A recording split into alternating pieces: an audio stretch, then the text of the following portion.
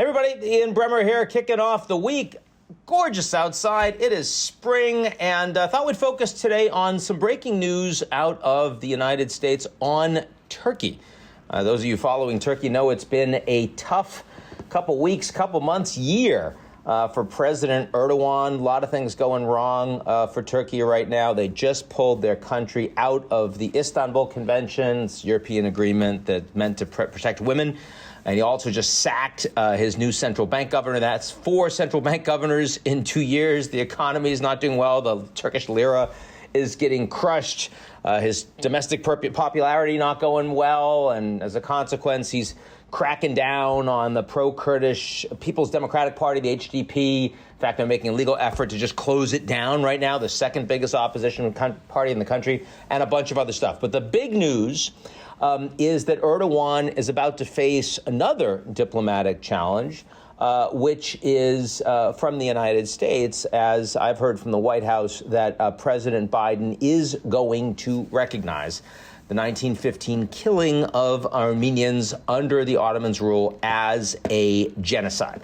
Now, this perhaps shouldn't come as a huge surprise. First of all, it happened a long time ago, and the French already did some 20 years ago. The Canadians recognized it too. And Biden promised during his campaign that he would make the move if elected. Vice President Kamala Harris, by the way, from California, where there's a large constituency in favor of that, she was actually co-sponsor of the Senate resolution for recognition back in 2019. And with Tony Blinken now as Secretary of State, human rights is clearly much higher on Biden's foreign policy agenda than it was under Obama, or obviously than it was under Trump. To be fair, all of this comes on the back of President Obama, who also said when he was running for office that he would pledge to recognize the Armenian Genocide, and then he didn't do it. And indeed, the former advisors to Obama, like the old UN ambassador to the United Nations, Samantha Power, the former deputy national security advisor, who is Ben Rhodes, have both publicly said they apologized for it. They said it was a mistake, that they were, offering too much to Erdogan. They didn't want to offend or upset him. But that's clear. First of all, Biden aware of all of this when he makes his own pledge. And Samantha Power is going to be working in the Biden administration. She's already been nominated to run USAID. But Biden clearly does not care as much about alienating the Turkish government. In fact, he hasn't even scheduled a call yet with Erdogan. We're a couple months in right now, despite repeated requests.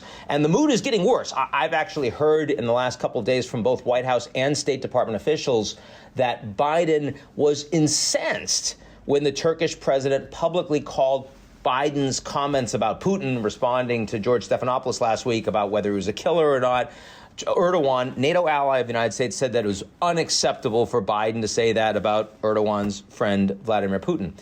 Then last week, in response to a bipartisan letter from some 38 senators, and it's hard to get bipartisan groups of senators to do anything these days, calling on Biden to recognize the genocide, the White House moved further. They said the administration is committed to promoting respect for human rights and ensuring such atrocities are not repeated, and critically concluding with a critical part of that is acknowledging history. And, that is code in Biden land for recognition of the genocide. Voided front-running an announcement because this week Secretary Blinken is going to a NATO ministerial in Europe. It's face-to-face that will include his Turkish counterpart. And clearly don't want to blow it up, right before then. But it's obviously signaling the intention. And when asked whether the statement confirmed the genocide recognition would indeed go ahead, a White House advisor told me that's what he pledged as a candidate, and that's the policy going forward.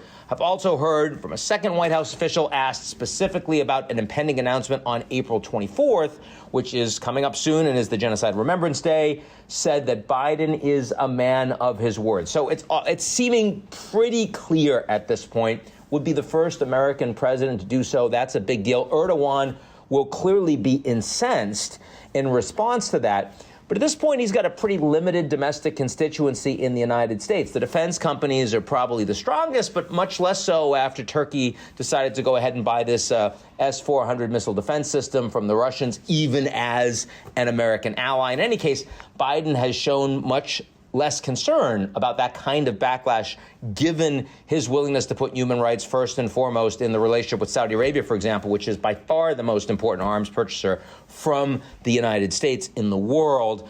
There's no question that a genocide recognition will make it much harder for a reset of U.S.-Turkey relations, but I don't really expect it. And Ankara is going to feel a lot more isolated, but they're under massive economic pressure right now, too.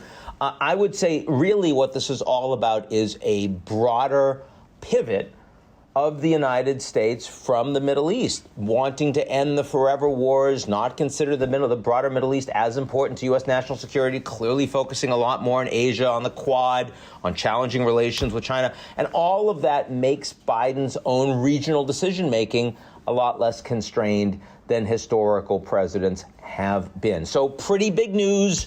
Quite something. I'm looking forward to what the Biden administration is going to be saying on the record on all of this, but delighted to bring it to you. Anyway, that's it for me. I hope you're all safe and avoiding fewer people. We are seeing the light at the end of the tunnel. Be good.